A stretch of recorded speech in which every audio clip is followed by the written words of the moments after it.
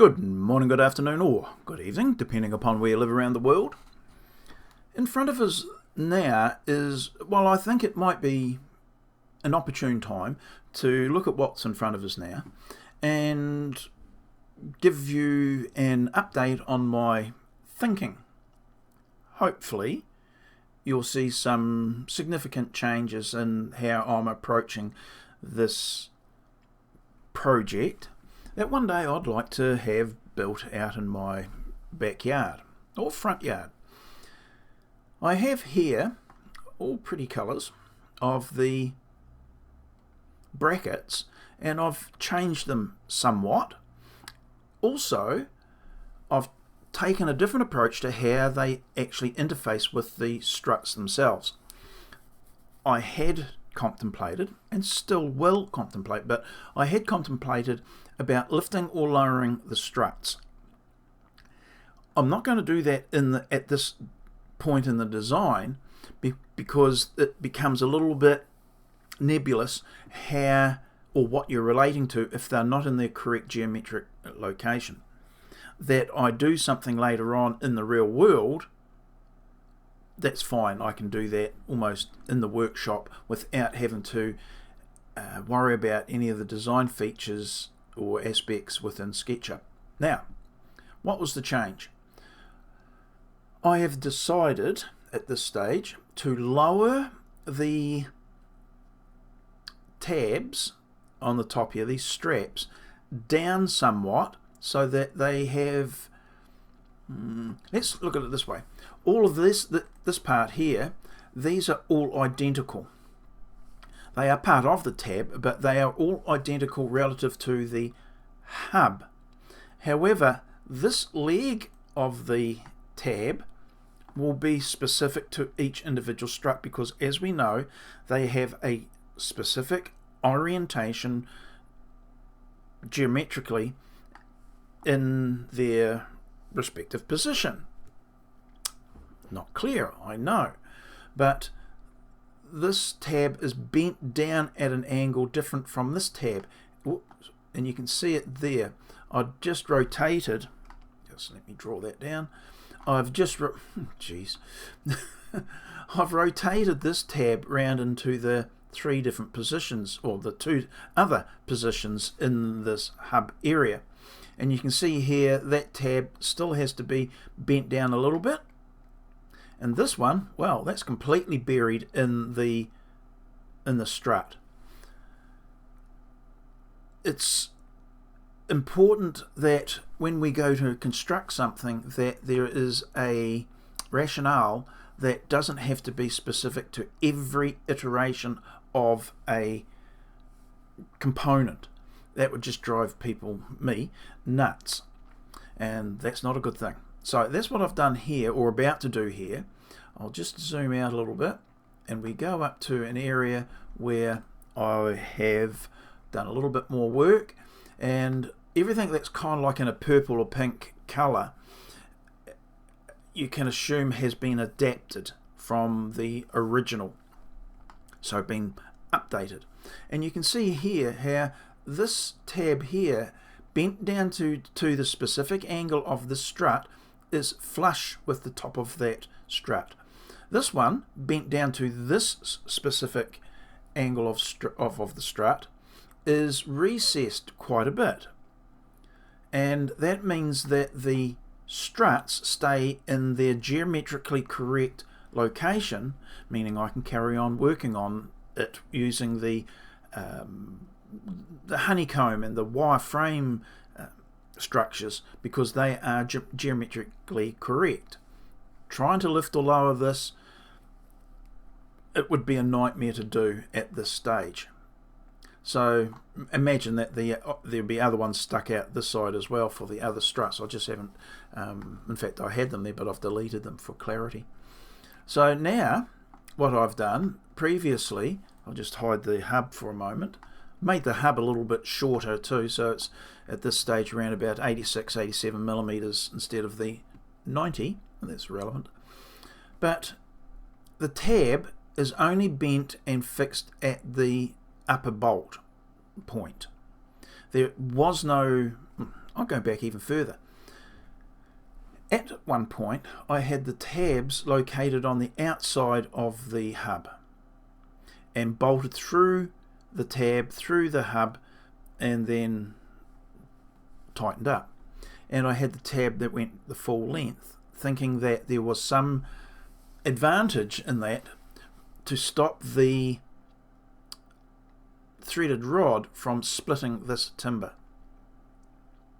Upon reflection, I thought that it was a redundant use of that tab, and it also meant that I could do away with one process, which was to rebait it into the end of the strut, a bit like I've done on the top here. So I thought, well, does it have to be rebaited at all? The answer is no, it doesn't. So that was a big plus. And then I thought, does it have to be on the outside at all? So I moved it to the inside. It's more mechanically elegant, because it's now, if any stresses are put on the tab, it's physically located in a position which is more efficient to stop that.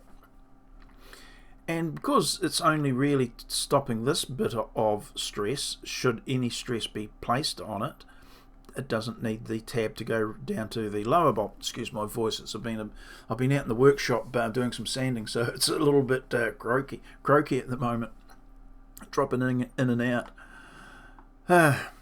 Anyway, so that's where we're at now, and I made the executive decision that if I have and I'll just unhide some stuff, if this tab were to be bent up in the air, it would be nice that all these tabs could be made up as a standard tab, bolted in place, and then folded down exactly to suit the specific strut, meaning that this part of the tab would bend down and they'll be identical to everything else, making my drawing effort much easier.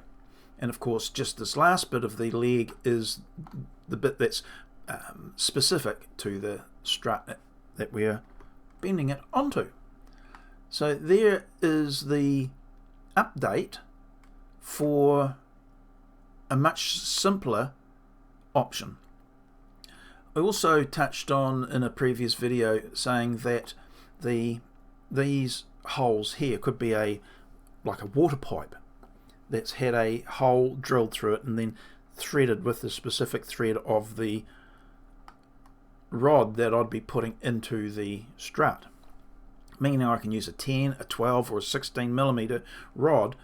I just have to adjust the size of the hole in the thread, etc., in the pipe or in the solid steel dowel, and that they get rotated round, but they are always placed in the neutral axes. And I could go plus or minus 5mm up or down, wouldn't be an issue, but I thought for the exercise I'd retain the location in the very center of the strut and relative to the angle of the, hang on, I'll just hide, of the threaded rod, and they too are all identical to each other except for the location of this pipe that it screws into.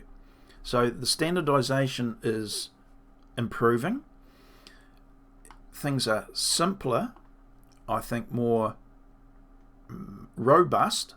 As I was saying, this tab here bends down. It means I can also use a slightly heavier, if I wished, which I don't, a slightly heavier piece of steel here. I'm still going to stick to a 2 or 3mm piece of steel. 25mm wide is fine. I've still got to determine what I do with this interface. I think it's just going to be a stock piece of a flat bar, put in a jig, swung backwards and forwards against a like a sanding disc, a large sanding disc, and it will create the shape with a 100mm. The inner diameter of the, hang on, the inner diameter of the hub is 100mm. It's got a 100mm radius diameter, so 50 mil flaming radius, yes, that's what I'm trying to say. And it can be swung backwards and forwards against the disc, and it will create the correct shape so that it nests into the hub. And that can be also, if I change the hub size, maybe I can't get this particular pipe, I can then quickly adjust the position of the pivot and swing it backwards and forwards, and I get the correct shape again. So again, something that's easy to make. Have at it for an afternoon, and you've done all of those little interface blocks. Bend these up, get them cut. This, you just buy a 25mm wide strip, cut them to whatever length you want, drill a hole at a specific distance up from the bottom. One shape does all of these, so you don't have to have a specific tab for each area. Yippee. Elegant, cheap, doable in the average workshop, and I believe incredibly strong. If there's ever an issue, we can, not an issue, if there's ever a need to have heavier timbers, this approach scales. You just, let's say we had to have 150mm deep timber instead of the 90 that's shown here. I can just make the hub a little bit longer, lower the bolt position. Everything works the same. In fact, going upscale, it would be quite interesting. If you hit, the deeper you go here, you could have two of these placed in the hub. The hub thickness could increase, the diameter could, there's no real downside to it. In fact, there's an upside. Also, the option is if you went smaller. If you only went 50mm deep, okay, you won't be able to use this type size pipe, but you just reduce the pipe size, reduce the threaded rod being used, and you may only wind up using one fixing instead of the two. Or, this is where I was getting at in the previous video, you could actually use this approach top and bottom, getting rid of the threaded rod in this pipe altogether. This is still a neat, viable option to use underneath, or neat enough. But at the moment, we don't see any, I haven't coloured that surface, but we haven't got any blemish on the underneath timber, which I think is something that would be nice to maintain. And a disc placed on the bottom of the hub would tidy it up completely. A very nice, aesthetically pleasing approach or a view from underneath the dome. So there we go. As I said, I was just about to work on this, alter the tabs. The main claim to fame there is that all I need to do there, if I wanted to angle this, this is how easy it is. Take a guide from there, put it on that point there, and I use that deliberately. I've done it this way. I use that as my line of rotation. I take my tab and rotate it down. Now in this version, there's a small lift in the tab of approximately 1 mil. In fact, it's probably 0.5 millimeter. Anyway, so if I went from there to there, it will show down. It's about 1 mil. Considering, excuse my whistle, it's got the old teeth. Considering this is 3 millimeters thick, that would be about 1 mil there. So it's about 0.5 mil. So it's the sort of thing that, should I lower all the other tabs 0.5 millimeter just to make this one flush? Probably not. But therein lies the question.